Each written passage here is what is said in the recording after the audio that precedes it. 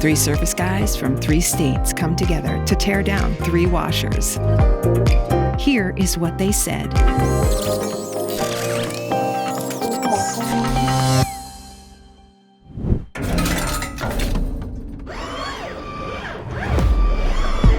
I am Joel Morell, Innovation Engineer with Alliance Laundry Systems, and we're going to take these apart and see what makes them tick.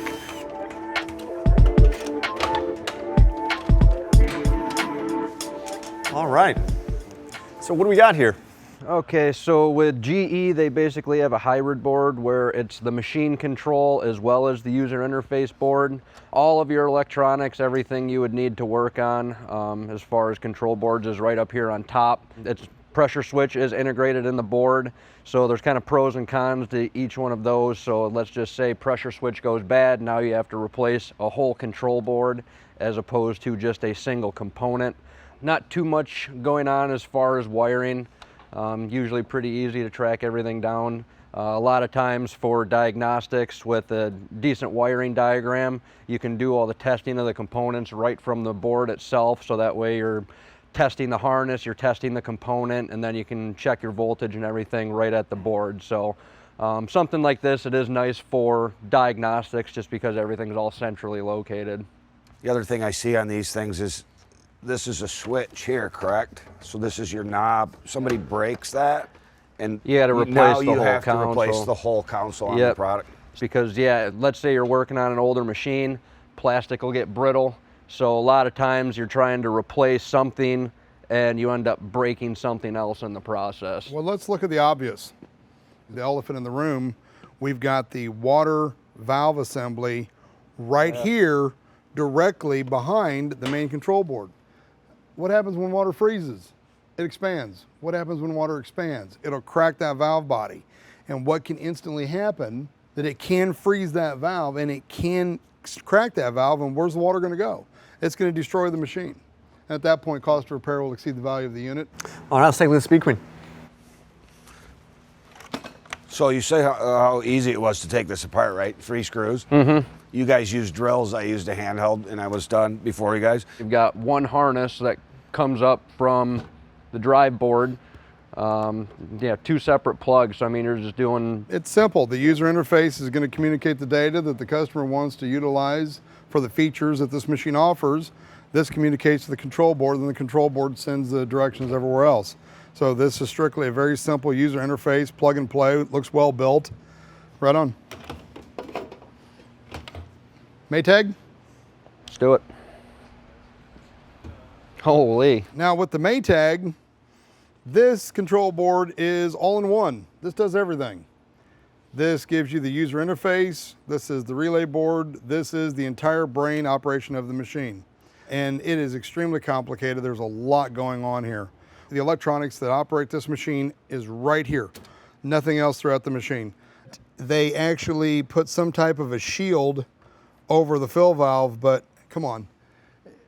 That thing cracks and starts leaking, it's going to spray everywhere. And being this is not just the user interface, it's the all-in-one, it's going to destroy it instantly. I had to actually remove the ground wire to get the panel to lay all the way down. And it's a 2-piece system, so look. So I've got this piece and this piece, and be careful so those LED optics don't break. So as a technical standpoint, it is more complex to just one more piece inside the customer's home. You're trying to work on it to be able to not damage it. Nice thing is though, the actual console is not plastic, it is made out of metal. That is true. With the knobs and everything on this one, you still have the plastic retention clips that can snap off. And delivery drivers and customers are always moving the appliances. What's the first thing that they grab? They always grab that head. Yeah. So, what are the big takeaways? Yeah, I mean, pretty much have pros and cons a little bit on each design. Overall, I think GE probably came in last place on that one. So Speed Queen and Maytag, they have the metal console, so less likelihood of any plastic components breaking, anything like that. As far as the GE and the Maytag go, they have the all-in-one hybrid board, so it's your machine control, it's your user interface, it's your pressure switch. So everything's centrally located, easy to work on, but if you have a small failure, it requires all new type of thing. You have to change it all. So tell me, if I was a consumer and I was buying one of these, with the stuff you guys have seen, what would matter to me? Probably in the long run of things, ease of access for a technician, because whenever you have a service call, time is money. So the faster the technician can get there and diagnose, the more money you're going to end up saving in the long run. And I did notice that the Maytag, their commercial version versus their residential, they do have an all steel metal console, where GE is still sticking with the all plastic residential style console. There's no changes from anything I see. This board looks identical as the residential version. I see no difference in this machine at all with regards to that. The failure rate on the Whirlpool and Maytag control boards versus the failure rate of the Speed Queens, it's night and day. We don't change near as many. I can't even remember the last time I changed a Speed Queen control board or user interface compared to the hundreds, if not thousands, of these that I've changed. It's the approach where Speed Queen is primarily focused as a commercial laundry provider. They build commercial appliances, and then they tapped into the residential side. Well, with all the other manufacturers, they build residential models, and now they're taking that residential model and they're trying to compete with a commercial grade machine, and by making improvements on the residential model, there's no comparison. So we're dealing with something that can actually go into a laundromat. I could take this exact washer, put on a coin acceptor, throw it in a laundromat, and see you later. You put this in a laundromat, and I guarantee you 6 months, it's over.